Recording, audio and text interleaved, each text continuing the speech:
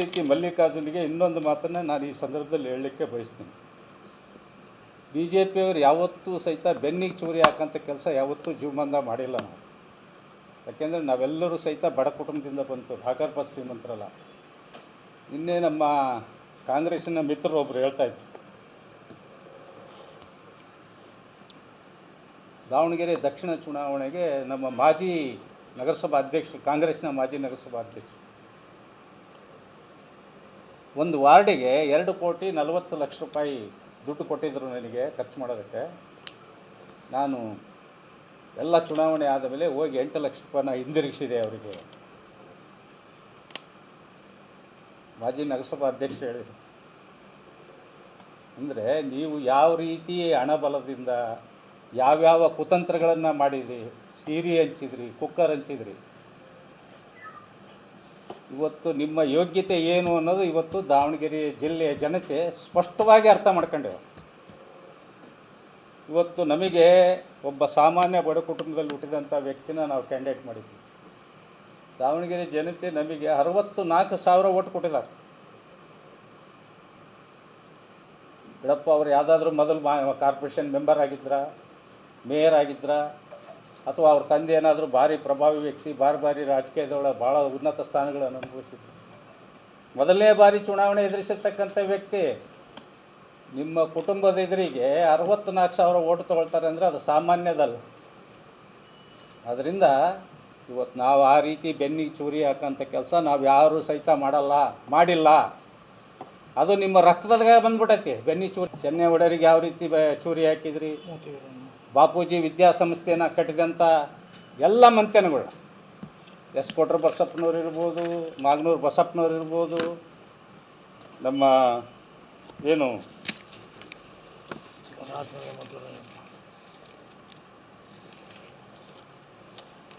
ಮದ್ದೂರಾಯಪ್ಪರು ಇರ್ಬೋದು, ಏನು ಅವತ್ತು ಅವರು ಯಾವ ಉದ್ದೇಶ ಇಟ್ಕೊಂಡು ಅವತ್ತು ಕಟ್ಟಿದ್ರು ಆ ಸಂಸ್ಥೆನ, ಬಾಪೂಜಿ ವಿದ್ಯಾಸಂಸ್ಥೆನ, ಮೆಡಿಕಲ್ ಕಾಲೇಜನ್ನ.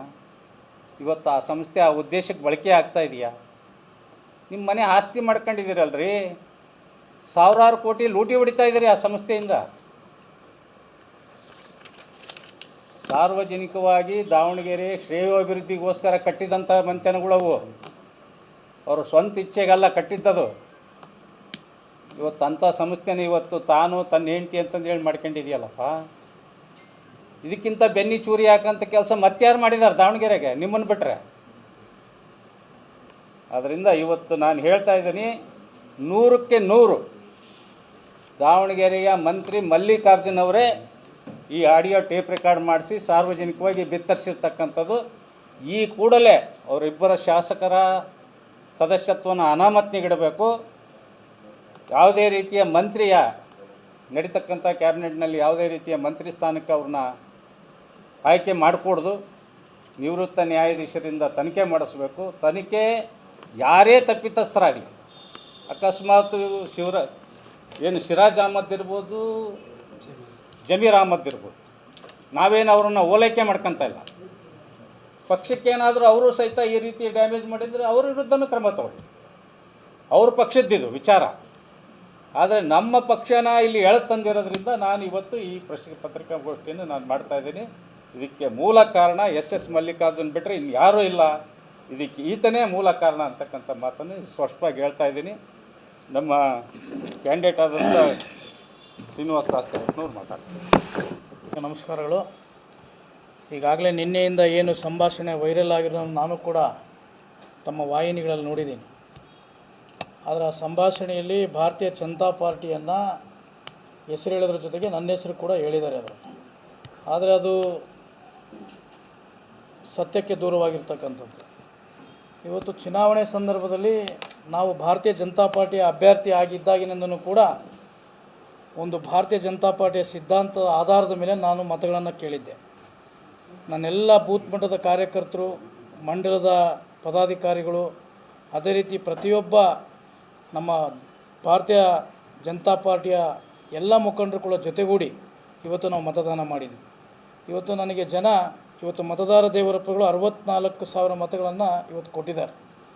ಆದರೆ ಇವತ್ತು ಅವರ ಆಂತರಿಕ ವಿಚಾರ ಏನಿದೆನೋ ಗೊತ್ತಿಲ್ಲ.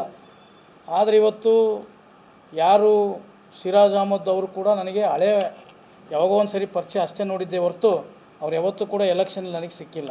ತಮ್ಮ ಎದುರಿಗೆ ನಾನು ಹೇಳಲಿಕ್ಕೆ ಬೈತೀನಿ ಸ್ಪಷ್ಟವಾಗಿ. ಇವತ್ತು ಅವರ ಆಂತರಿಕ ವಿಚಾರವನ್ನು ತೆಗೆದುಕೊಂಡು ಈಗ ತಾನೇ ನಮ್ಮ ಯಶವಂತಣ್ಣವ್ರು ಹೇಳಿದರು ಯಾತಕ್ಕಾಗಿ ಈ ವಿಡಿಯೋವನ್ನು ವೈರಲನ್ನು ಆಡಿಯೋ ಮಾಡಿದರು ಅಂತೇಳಿ. ಅವರ ಜನತೆ ಅವ್ರಿಗೆ ಆಶೀರ್ವಾದ ಮಾಡಿದ್ದಾರೆ. ಇವತ್ತು 69,000 ಓಟ್ ಅವ್ರಿಗೆ ಕೊಟ್ಟಿದ್ದಾರೆ, 64,000 ಮತಗಳನ್ನು ನನಗೆ ಕೊಟ್ಟಿದ್ದಾರೆ.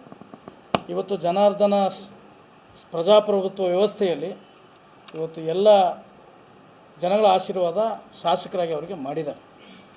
ಮೊನ್ನೆ ಅವರು ಕೂಡ ನಿನ್ನೆ ಶಾಸಕರು ಹೇಳಿದರು, ಇವತ್ತು SDPI ಅಭ್ಯರ್ಥಿ, ಪಕ್ಷೇತರ ಅಭ್ಯರ್ಥಿ, ಭಾರತೀಯ ಜನತಾ ಪಾರ್ಟಿ ಅಭ್ಯರ್ಥಿ ಎಲ್ಲರೂ ಸೇರಿ ಇವತ್ತು ನಮಗೆ ಇದು ಮಾಡಿದ್ದಾರೆ ಅಂತೇಳಿ, ಬೆನ್ನಿಗೆ ಚೂರಿ ಹಾಕಿದ್ದಾರೆ ಅಂತ ಹೇಳಿ. ಬೆನ್ನಿಗೆ ಚೂರಿ ಹಾಕುವಂಥ ಕೆಲಸವನ್ನು ನಾವ್ಯಾಕೆ ಅವ್ರಿಗೆ ಮಾಡೋಕ್ಕೆ ಹೋಗೋಣ? ಒಬ್ಬ ಅಭ್ಯರ್ಥಿ ಆಗಿರ್ತಕ್ಕಂಥವನು ಚುನಾವಣೆ ಮಾಡಿದ್ದೀನಿ, ಇವತ್ತು ಬಡವರ ಮಗ ಚುನಾವಣೆ ಮಾಡಿದ್ದೀನಿ. ನಾನು ಮೊದಲನೇದಾಗಿ 64,000 ಮತದಾರ ದೇವರ ಪ್ರಭುಗಳಿಗೆ ತಮ್ಮಿಂದ ಕಾಲಿಗೆ ನಮಸ್ಕಾರ ಮಾಡ್ತೀನಿ ಈ ಮುಖಾಂತರ. ಯಾಕಂತ ಹೇಳಿದರೆ ಗೊತ್ತಿದೆ ಈ ಚುನಾವಣೆ ಹೇಗೆ ನಡೆದಿದೆ.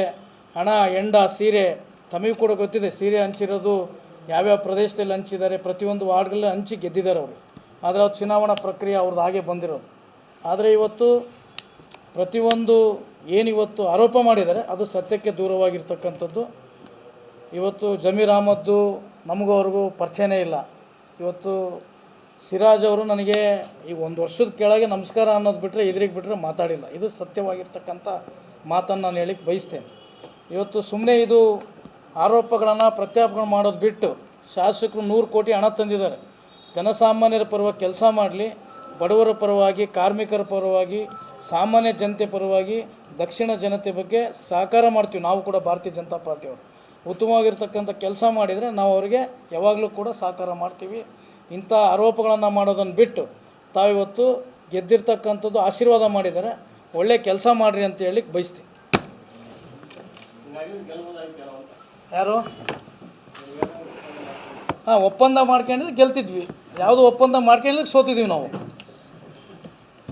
ಇವತ್ತು ಯಾವುದೇ ರೀತಿಯಾಗಿರ್ತಕ್ಕಂಥ ಒಪ್ಪಂದ, ಅದು ನನ್ನ ತಂದೆ ಬಗ್ಗೆ ತಮ್ಮೆಲ್ಲರಿಗೂ ಗೊತ್ತಿದೆ. ಅವ್ರ ಮಗ ನಾನು. ನನ್ನ ತಂದೆ ಇಂಥವೆಲ್ಲ ಕಲಿಸಿಲ್ಲ ಇವತ್ತಿನವರೆಗೂ. ಈ ನೀಚಗೆಟ್ಟ ರಾಜಕೀಯ ಮಾಡಿಲ್ಲ. ನಿನ್ನೆ ಹ್ಯಾರಿಸ್ ಅವರು ಹೇಳಿದ್ದಾರೆ, ಅವ್ರ ಪಕ್ಷದವ್ರೆ, ಇಂಥ ಕೃತ್ಯಗಳನ್ನೆಲ್ಲ ಮಾಡಬಾರ್ದು, ನೀಚ ಕೃತ್ಯಗಳನ್ನ ಅಂತ ಹ್ಯಾರಿಸ್ ಅವರು ಹೇಳಿದ್ದಾರೆ ಅವರಿಗೆ. ಹಾಗಾದರೆ ಈಗ ತನಿಖೆ ನಡೀಲಿ, ಯಾರು ಇದನ್ನು ಹೊರಗಡೆ ಬಿಟ್ಟಿದ್ದಾರೆ, ಯಾರು ಮಾಡಿದ್ದಾರೆ. ಇವತ್ತು ನಡೀತೈತಿ ಅನ್ನೋ ಉದ್ದೇಶಕ್ಕೆ ಮಾಡಿದಾರಲ್ಲ, ಅವರೇ ಅದನ್ನು ಅನುಭವಿಸ್ಲಿ.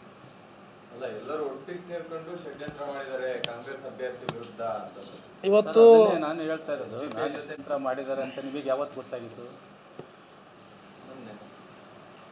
ಗೊತ್ತಾಗಿದ್ದು ಯಾವಾಗ ಹೇಳಿದ್ರು? ನಿಮ್ಮ ಅವರೇ ಹೇಳಿದ್ದಾರೆ ನನಗೆ ಈ ಹಿಂದೆ ಗೊತ್ತಿತ್ತು ಅಂತ.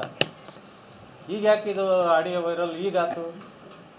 ಯಾಕೆ ಅವತ್ತು ಹೇಳಿಲ್ಲ ಎಲೆಕ್ಷನ್ ಚುನಾವಣೆ ಈ ರೀತಿ ಷಡ್ಯಂತ್ರ ನಡೀತಾ ಐತಿ ನನಗೆ ಚುನಾವಣೆ ಸೋಲ್ಸೋದಕ್ಕೆ? ಅಲ್ಲ, ಓಪನ್ ಸೀಕ್ರೆಟ್ ಅಂತ ಹೇಳಿದ್ದಾರೆ, ಒಳಗೆ ಇವರು ಅಂಡರ್ಸ್ಟ್ಯಾಂಡಿಂಗ್ ಮಾಡ್ಕೊಂಡಿದ್ದಾರೆ ಅಂತಂದೇಳಿ ಯಾಕೆ ಹೇಳಿಲ್ಲ ಸರ್? ಮತದಾನ ಆಗಿ ನೆಕ್ಸ್ಟ್ ಎಲ್ಲಿ ಹೇಳಿದ್ದಾರೆ? ತೋರಿಸಿ ನನಗೆ ಸರ್. ಎಲ್ಲೂ ಹೇಳಿಲ್ಲ. ನಾನು ಹೇಳ್ತೀನಿ ಕೇಳ್ರಿ ಸರ್, ಎಲ್ಲೂ ಹೇಳಿಲ್ಲ. ಇದು ಯಾಕೆ ನಡೀತಾ ಐತಿ ಅಂತಕ್ಕಂಥ ಸ್ಪಷ್ಟತೆ ಐತಿ.